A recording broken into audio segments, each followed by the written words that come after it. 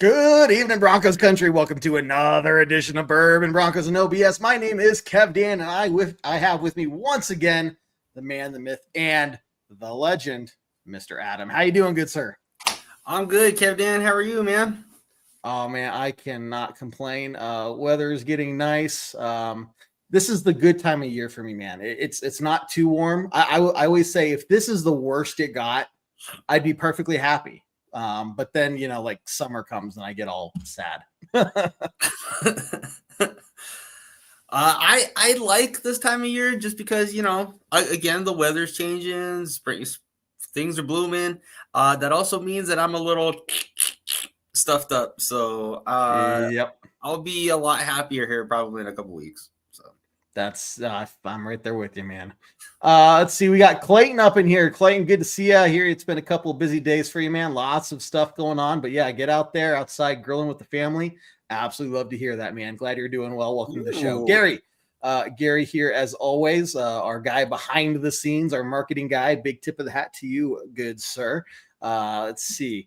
Michael's in here as well as Bryson. We got a good group. So post your comments, post your questions. Let's hear what you guys have to say about the Broncos as we are getting really close, 9 days away now to the NFL draft. Now, Adam, before we get into this, I do want to let you know that, I did some digging, just so you know, and I found something. I found a picture of you that I think just really embodies who you are. I was hoping you could walk us through this a bit, man. Oh my goodness.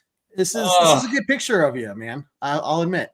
It doesn't have my my trademark. Oh, it doesn't. little whatever this is called. I call it this is all like the best I can do. This is the best I can do. It's the best I can do. Well, it's better than what like Jared can do. So you know what? You're good to go. That's the test to see if Jared's watching or not. No, but only took Gary said about an hour and a half of time messing around with the AI program. So I like that though. I like it. Anything that trademarks all of this right here. I'm down with it. I love it, man. I love it. Well, hey, let's break it down since we don't have too much time today. Again, draft coming up next week. And while we wait for the comments and questions start coming in, let's think about this a little bit in terms of something outside of the draft that could impact the draft. And what I'm talking about, Courtland Sutton, apparently his team going through some contract negotiations for a contract extension. And it sounds like, according to Courtland Sutton, that things are moving in the right direction. So to me, that tells me wide receivers off the table when it comes to round one. But what do you think of all that, buddy? Well, I don't think that, like you're saying, Kev, that probably means that like a first rounder, as far as a wide receiver goes, that's probably off the board. So like a guy like 𝐷 McMillan's probably not going to be there. Somebody that I think honestly reminds me a ton of Courtland Sutton is 𝐷 McMillan, just from looking at his 2023 tape. But that also means a guy like Matthew Golden's probably not going to be there. But that does not mean that they will not invest a draft pick later on, maybe in like that 4th to 5th, 6th rounder, in a guy who they can theoretically be that next guy to be the mentee to Courtland Sutton's mentor, as he was when he was drafted, because there was another guy ahead of him. You might have heard of him, number 88 on the program, number 1 in our hearts, Mr. Demaryius Thomas. Who was also himself mentored when he was here by another guy, Rod Smith. So if they continue that, I think Courtland Sutton actually is probably the perfect guy to be that mentor and to get like another young prospect underneath him. I think would be a really nice tradition, honestly. No, I think that'd be great. And to hear Courtland Sutton talk about Demaryius Thomas, they did a DT special, and it's kind of weird to think about how long Courtland Sutton's been in the league. Right. To think back to like he was actually on the Broncos the same time as DT. Like there was a short overlap, but there was an overlap. Right. And to hear how just generous and caring DT was, and how Court has said that he tries to embody that. He tries to bring that to his play style, the type of player he is in the building, outside the building. And so I don't doubt for a second that if given the opportunity, we do get another wide receiver, which I think we probably will in the later round. That you would definitely see Courtland Sutton do something similar in terms of mentoring and try to bring the next youngest guy up to speed. Yeah. And if there's a guy out there in the draft, and I admit, I mean, you look at the background, I'm a homer. I'll be the first one to admit it. There's a guy that played for CU last year. He transferred from Vanderbilt the year previously. His name is Will Shepherd. And if there's a guy who is a go up and get it wide receiver, there's your guy right there. And he played just, 30 minutes up the road. So if he ends up being a Bronco in that, is that mid-round guy, oof, and have Courtland be that mentor role to him, which, I mean, how rare is it to see like a guy who wants to be part of a team so bad? Like, this has been kind of Courtland Sutton's stance for like the last couple of years. Is like, I don't know what you guys want to do, but I would love to be here. Can you make it happen to where I'm here? I'll make it happen. Yeah. What do I need to do to make it happen? So that in and of itself is pretty cool. Yeah. Now the contract restructuring he did a couple of years ago, but he always leaves it out on the field too. Like it's clear that he's doing what he can on the money side to stay in Denver, but he doesn't play to that level. Like he doesn't take a pay cut and then decrease in his performance, right? He's always that go-getter, that 50-50 ball guy. Guy that makes these crazy catches on the sidelines in the end zone. And so to have a guy like him continue to be on this team, at least for the next year, 2 years, 3 years. I mean, he is getting up there in age. I think it's going to be really, really important when it comes to the development of this young team. Yeah. Now, I guess with that being said, I know how I feel about it. And while I do love Court is in kind of that weird, he does turn 30 in October, which is usually the magic number of when the production starts to trail off. How do you feel about how long would you like Courtland to be here if it is going to be an extension, and feasibly, what do you think that looks like? Yeah, I think right now it would be easy to imagine a 3 to 4 year contract extension. The details of that may be, altered based off of, it's a 3-year deal. And then the 4th year we'll change it up a little bit in terms of more performance bonuses than anything else. Right. Yeah. Things like that to save the team some money. I do think, what's up, Sean? I do think that there'll be some team friendly situations within the contract. Now, I don't mind older players staying with the team, right? Especially if they've given so much time and everything, as long as the coaching staff is honest about what their skill level is. And as long as the player is able to recognize that and maybe make some adjustments if necessary. I think when you talk about wide receivers, you all think a lot about the divas, the Odell Beckham Jr.'s, right? You go on the list. Courtland's not that, right? But if you try to tell OBJ, hey, your production's gone way down, you're no longer going to be wide receiver 1 on the team, we could still use her as like a wide receiver 3 or maybe a limited capacity. Would you be okay with that? They'd be like, no, throw me the ball. Why aren't you throwing me the ball more? I'm going to throw my hat. Yeah. That's accurate. Touch it to me. Court wouldn't do that. I think it's like, hey, Court, you're 32, 33 years old now. It's just not there like it has been. We need to start making some adjustments. We want you to stay on the team and be a part of it, but in a different capacity, an altered capacity. And so I think, we have a coaching staff that isn't afraid to make that kind of move, and we have a wide receiver that isn't afraid or, wouldn't be opposed to that based off of the reality of the situation. So yeah. I think a 3 to 4 year deal would be very expected at this point. Yeah. I'm in the same boat. I kind of think it's going to be within that 2 to 3 year time frame. Just because he's in kind of that weird, he's not 28, 29, but he's definitely not 32, 33. So I think it's probably going to be like what you're saying in that 2 to 3 year.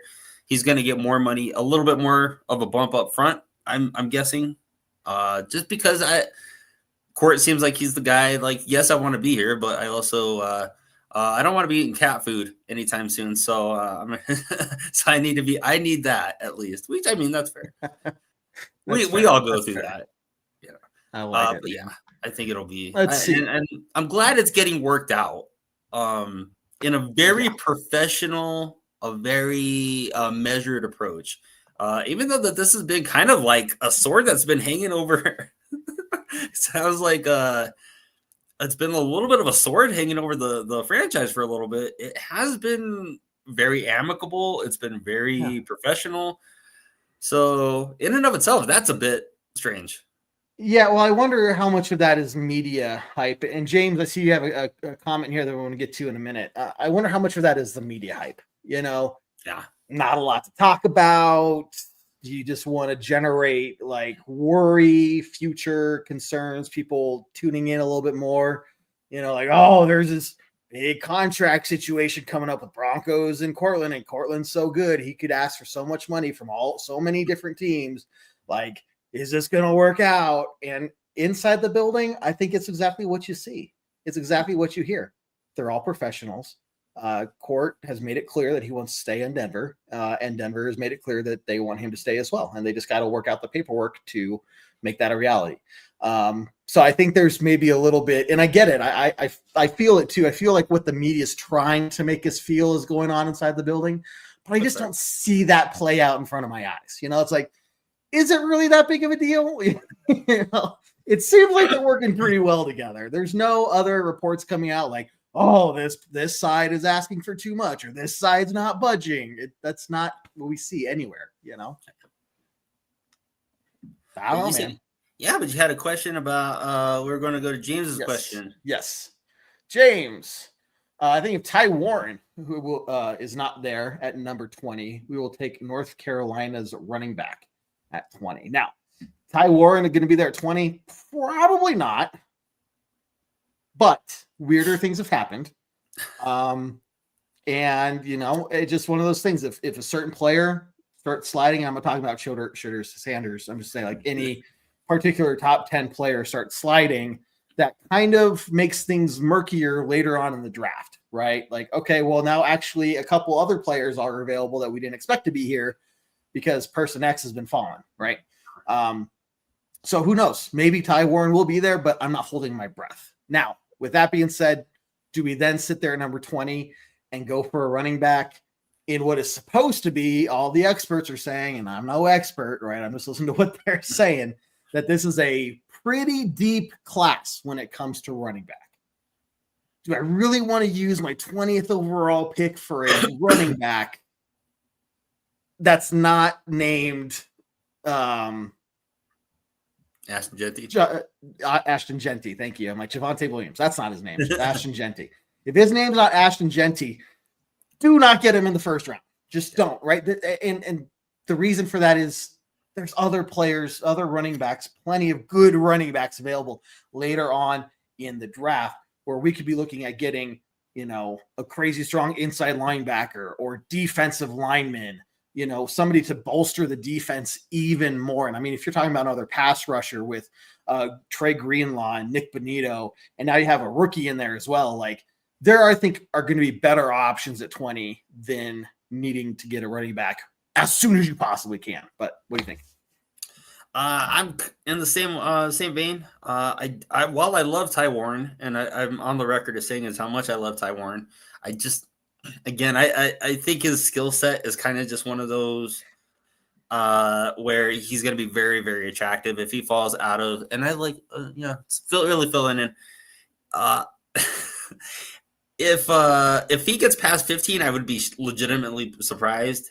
And I don't think that precludes Denver from maybe making a move if he is there at 15. But I don't see it. Now, what I will say about Omarion Hampton, that he's being mocked to Denver quite a bit. But if we learned anything from last year with the Bo Nix situation, is that the Paytons play their cards very close to the vest. And if it seems very on the nose that they are in love with somebody, I don't know that might be a They Jedi playing mind chess trick or a little bit. checkers? A little Yep. bit.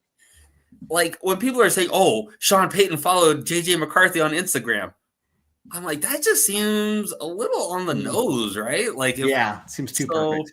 I personally think because we have heard almost nothing, I think there's a guy out there that they've targeted that they think they either can get that nobody thinks they can get, or they're gonna move a little bit to facilitate getting that guy. I don't know who that is yet. So sure. No, I think I even would expand upon that a little bit to say there's not just one guy.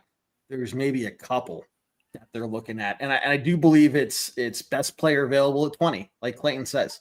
And best player for us could be different than first player on the Broncos draft board, right? Yeah. Whoever Coach Payton and George Payton and all of them have figured out to be their top guys, it could be different than what we're seeing. But yeah, it's kind of funny now that you bring that up. It's kind of funny to hear Ashton Jeanty talk about how interested in him the Broncos are. Because we all know the Broncos aren't going to trade up drastically to get him. And what the Raiders have the number 6 pick is where they're thinking. I believe they're at 7, 6 or 7, but that's where they're somewhere thinking. Around there. I would. It does make me wonder, because I always say Sean Payton plays chess while everyone else plays checkers. We're showing all this interest in Jeanty just to try to get Oakland, I keep calling him Oakland, Vegas to draft a running back and to draft Jeanty. Maybe he's not as NFL ready as a lot of other teams think.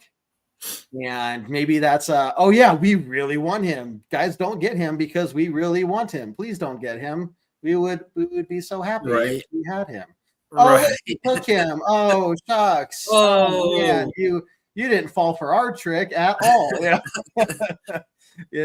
So I wouldn't be surprised. It's kind of interesting to hear that, Sean Jeanty Jeanty was talking about it earlier. Ashton was talking about it earlier about, the team that's reaching out to him the most, that he's had most conversations with, is the Broncos. And it's like, right. Oh, why?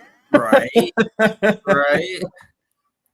But yeah, right here, and get your take on this too, because I do think that if the Broncos do make a move, it's not to trade up, it's to trade down. So what do you think, man? I think that's honestly the most pragmatic thing that they're going to do. And it's going to be very reasonable, and it's going to be very sound, and it's going to be very unsexy, because not taking a guy in the first round so you can take more guys in the back end is probably what they really should do, because there really isn't like a glaring. It's not even that. There are needs, but there aren't necessarily needs that you take at that spot either. 20. So. And again, Court looking like he's going to get locked up. So your number 1 receiver spot, not really a pressing issue. Your cornerbacks are set. Your defensive line, your defensive offensive linemen, you're kind of looking more for depth versus starters right now. So there's not like a guy, again, like if a Ty Warren falls to you at 20 and you can make that happen and facilitate that deal, then boom. Yeah, that's playing the board. That's how the draft should be done. Do I see that happening? No, but I really do see that, like, maybe if they get a guy that they really think they had no shot at, falls to 20, maybe. But I like what you're saying, Keith. I definitely think that the more viable solution or scenario is that they're going to get to 20 and they're going to see a trade. Especially if Shedeur Sanders falls. Which they're talking about him not even being in the top 10 now. So if you're sitting there at 20, Shedeur Sanders is still available, man, I'm the one picking up Cleveland going, you want to make a trade? I'm ready to listen. if he's your guy, we haven't even talked Shedeur Sanders because we're not really looking at a quarterback, but no. A quick side note, you don't want Shedeur Sanders. No, but if somebody like Cleveland does, I will trade out of the second round happily to let Cleveland give us more of their draft capital so they can get Shedeur Sanders so they can continue to be the Browns for another at least 5 years. Probably. I mean, Probably. if that's what happens, probably. You can have them as far as I'm concerned. We'll give you a bag of practice balls and we can call it square, but Done. But Clayton's right. I also love that we're sitting at 20. Yes, we do need a running back. Yes, we do need a tight end. Yes, we do need a cornerback, right? Or some of these other positional groups later down the rung that are just not as important, but we do need some help in, right? But that doesn't mean we have to get somebody at number 20. Yeah. We have options. Yeah. I mean, if you have second round grades on people, there is no reason why you should be taking those at the start of the back end of the first round. Like, yeah. And again, like how you were saying last week, a lot of teams only have like 20 to 25 like first round grades on people. And that's usually pretty consistent with every team's draft board. Some guys may have a little higher, a little lower, but a lot of what I'm hearing from this draft is like, yeah, I mean, you may see a lot of trades out of the first round because there's only about 20 to 25 legitimate first round grades out there. Shedeur Sanders not one of them, but it is. I don't want Prime to jump out of a corner somewhere. And yeah, you said what? Sunglasses. How'd you get in my house? Anyway. So yeah, it's like what you're saying. We are a very enviable position right now because I really do think we could be one of those teams on the horn, like on the receiving end of a lot of phone calls of teams saying like, hey, what do we need to do to get your spot? So yeah. I do. Yep. Completely agreed. Michael, yes, I did see your rant. I even call it a rant. I'm going to call it a compliment because I did appreciate everything you said. Look, again, for everybody watching, if you haven't seen us before, look, we are not a clickbait site. You know, I loathe clickbait, especially off-season clickbait. You're not going to see us talking about, oh no, Bo Nix is going to get traded to the Cowboys for a potato. Like, come on, Bo Nix, like, pinky toe is abnormally large. Why do I care? Yeah, that's not us. So, Michael, thank you very much for your rant / your complimentary rant that you gave us last week. And so definitely appreciate you being here. Let's see. Chris says, I hope they trade down. The draft is good from top to bottom. Yep. I'd agree there. And I like this from Sean. You're telling me that I'm going to be smoking ribs and pork tenderloin and doing barbecue just to see this trade? Yeah. Yeah. And I'm okay with that. Hey, don't kill the messenger. Talk to the Paytons, man. Yeah. I just make suggestions. If they can come up with $70K a year and give me 3 weeks of vacation, Danny Greg, I'm right here, man. Except if you were working 80 hours a week, that's the problem with the NFL. Oh, yeah. Yeah. Let's see. Yeah. Chris, you did hear it right. And I know this is a weird phrase to not only say, but hear as Broncos fans. We are not anywhere close to looking for a quarterback. And that's that's music to my ear. Yeah, Bo's the guy. Bo is the guy. And did you hear, kind of go off on a little tangent here. Did you hear what Evan Engram was talking about when he said why he picked the Broncos over the Chargers? I'm guessing you're probably going to go with the chance to work with Bo Nix, but I could be wrong. He said, and now you remember, for everybody else watching, that Evan Engram was also in very close talks with the Chargers as well. Now, the Chargers, with their quarterback, who we hear year in, year out about how glorious Herbert is, and Herbert, they're going to go win a Super Bowl because Herbert is like, okay, stop. Evan Engram said he got a chance to sit down, have lunch with Bo Nix, and loved basically, and don't quote me on this, but his overall wording was he loved everything about this guy. This guy knew what he was talking about, acted like a head quarterback that was, going to, be very successful in the NFL, has all the tools, all the knowledge. And he picked versus working with Justin Herbert. Oh, right. He chose to go to the Broncos with a second-year quarterback in Bo Nix because he had more confidence in what we were doing out here. So I'm just saying, Evan Ingram's been around for a while. He's been on several teams. He's seen some things. I think I know what I'm going to trust he knows what he's talking about, right? I thought that was incredibly promising to hear. I mean, especially when you hear that the contract that both teams were offering were pretty similar. It was really just a matter of where did he want to go? What could have been? What did he feel was the best opportunity for him? And yeah, we know where he signed. So, look, guys, that's really good news to hear a guy say, "I signed partly because of your quarterback, and I want to be with it." Like, this is what we're talking about. We're becoming a team that players want to come to. They want to come play with us, which is just so cool after the last 10 years. Okay, back to the comments. Anthony, how you are doing? How are you doing? Good to see you here. Let's see. Clayton here. People may disagree, but this is stacked with a ton of talent. I know there's a lot of actual depth in the draft and what it's going to be for the Broncos afterwards, and you look great as well. Hey, Clayton, thanks for the comment, man. Yeah, everyone, again, 10 years of Bourbon, Broncos, and no BS now going into our 10th season. So you are going to want to make sure that you have liked, subscribed, followed all the different places, YouTube, Facebook, Instagram, because we're going to have a lot of announcements for upcoming prizes throughout this season to celebrate our 10th year anniversary. It's going to start with the draft, where we're going to be giving away several draft caps throughout the night as we're doing our live draft show. So if you want a draft cap, guys, we're probably going to give away about 3 of these. We'll be live at the start of the draft all the way up through the Broncos' first pick. Notice I didn't say first round pick. I said first pick. And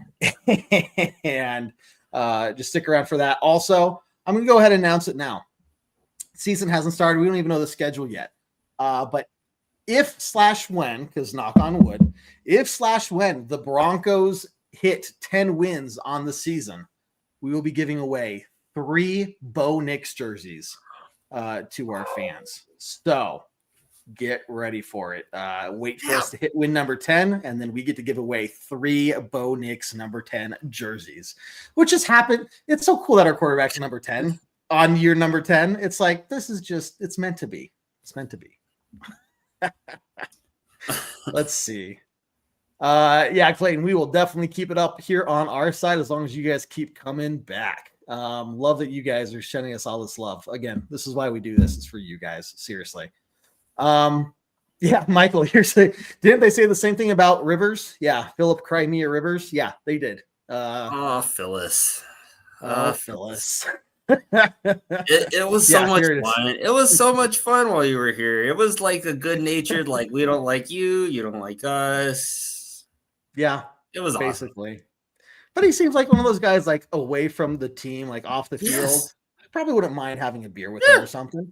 But when he like went up to the ref, like, that's not fair. Like, okay, shut it. Let's see. Okay, catch up on these comments here before we wrap up, guys. Quick fire over to you, Adam. Billy Bowman. Billy Bowman Jr. What do you think? Not super familiar with Mr. Bowman, but go ahead, shoot me a comment, shoot me something, and let's wrap. I love talking, just guys here and there. I wish I had more time to look at draft stuff and fully immerse myself in all the things. It's just, man, 4-year-olds are a time suck. Let's just put it that way. I mean, he's a great kid, but Lord, he needs me to parent him all the time, and I don't. Oh my God, he's not like old enough to take care of himself yet. He is 4. I thought like that's the age like you start putting him to work, leave him home by themselves. Like I thought that was fine. The wife is not on board. Is not on board with this at all. It's that new age parenting. That's what it is. Yeah. Like after they put in those child labor laws, things just went downhill. So pesky.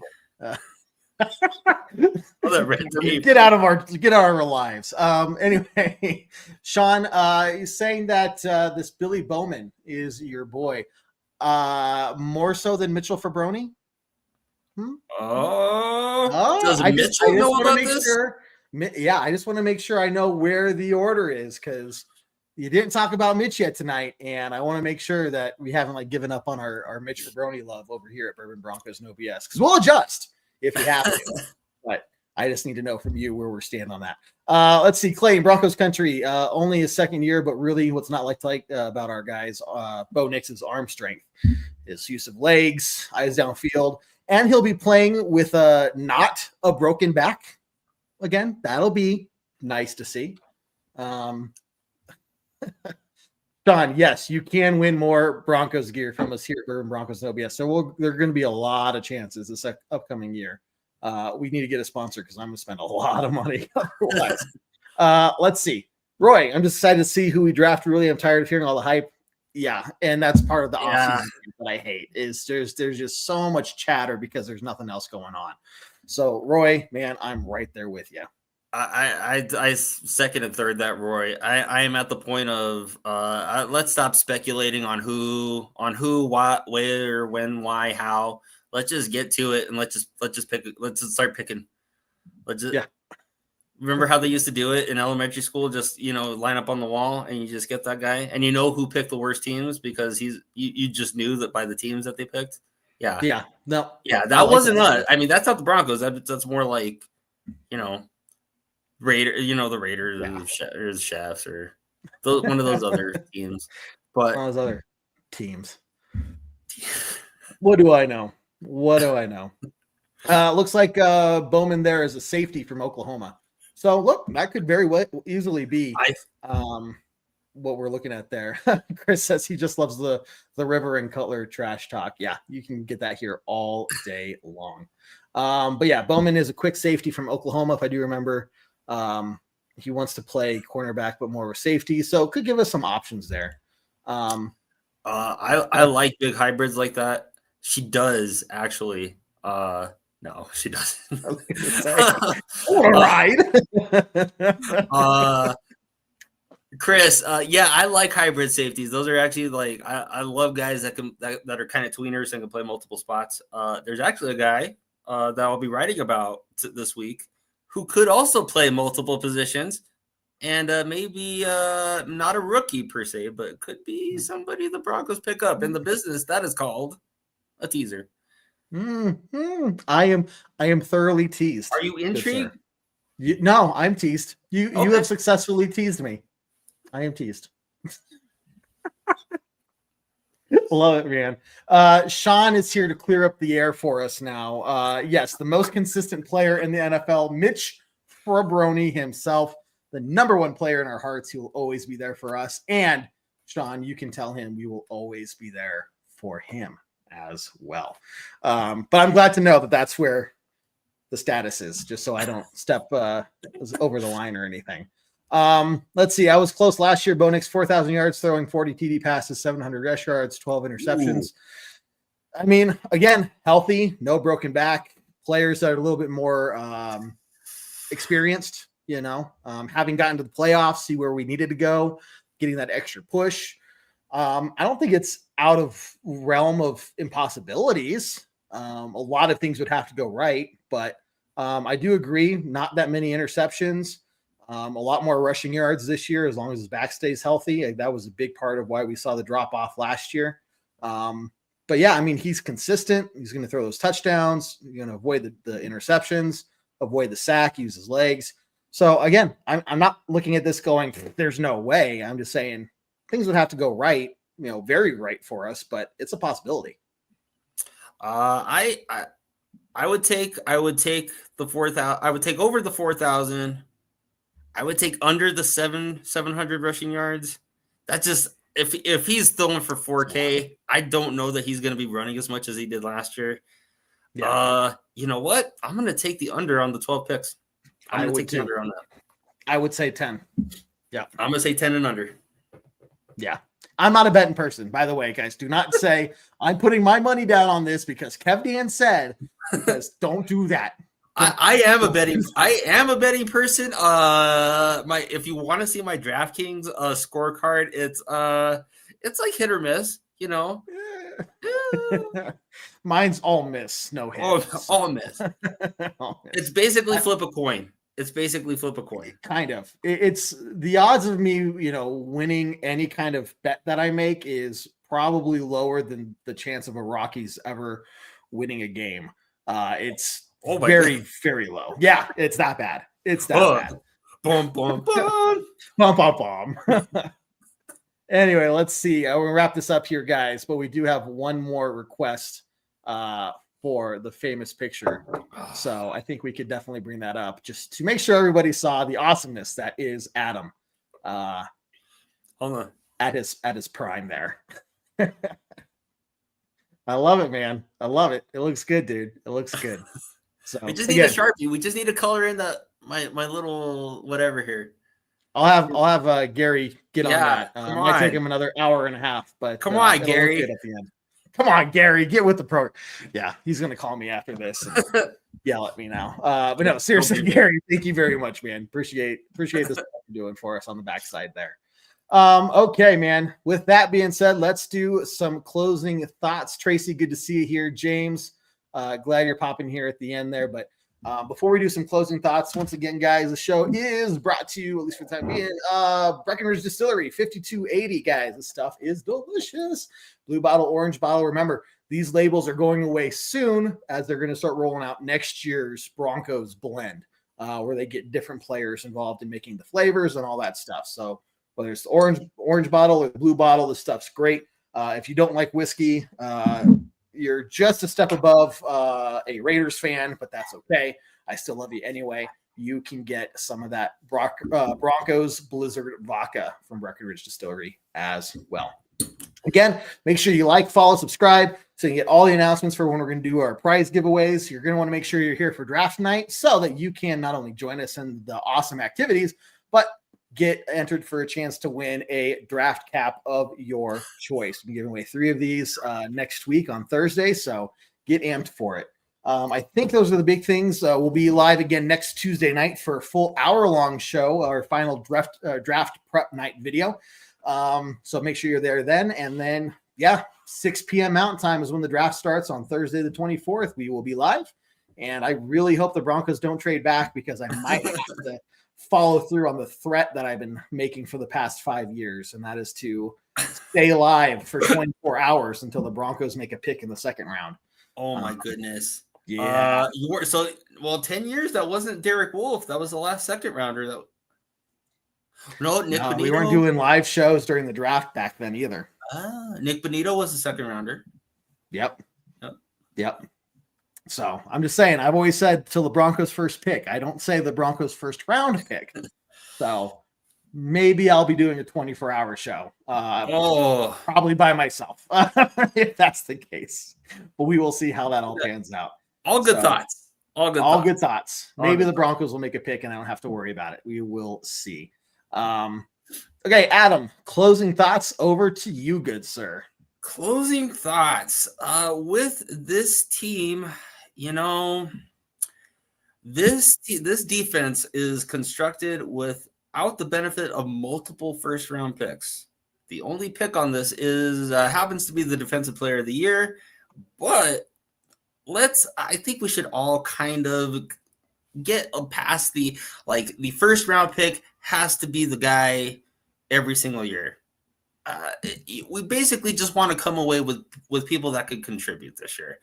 And it's going to be kind of a different kind of draft class because with having more spots filled, having more starters, like entrenched starters, this isn't going to be a draft where we're going to be looking for 2 or 3 or 4 starters and maybe a couple contributors. This may be a draft where this is maybe like a draft class that's really meant with an eye towards the following season.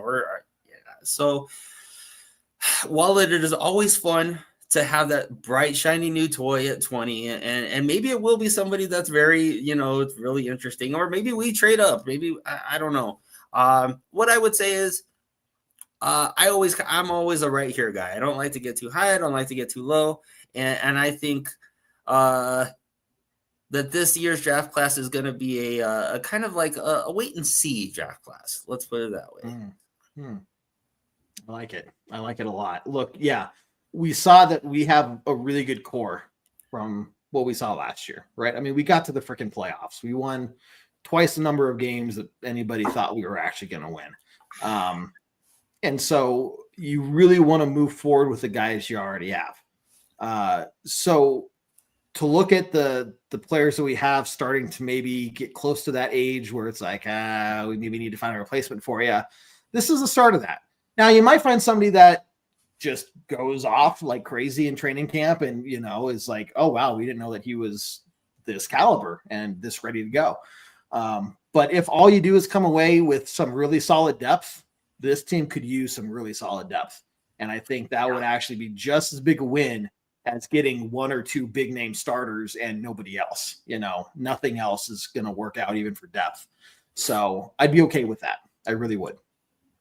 I mean, from what you're even saying, Kev, Dan, a lot of the game against Buffalo, the game against Baltimore, these were playoff teams where we kind of faded in the second half a little bit just because we didn't quite have all the horses yet. Pun may or may not be intended.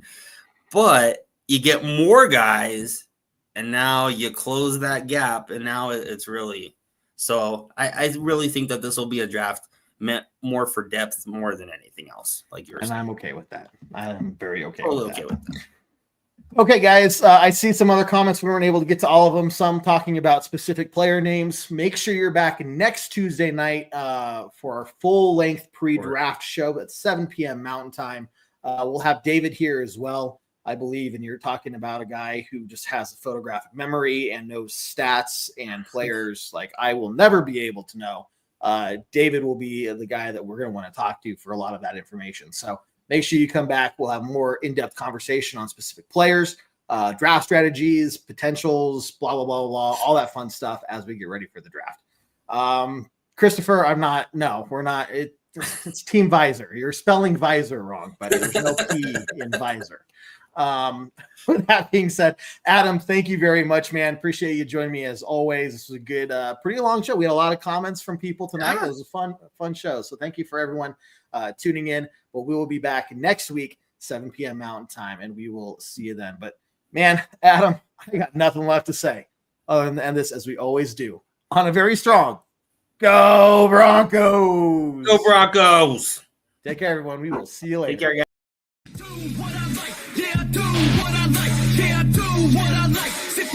Sip is right, and I go with the flow. Yeah, I go with the flow.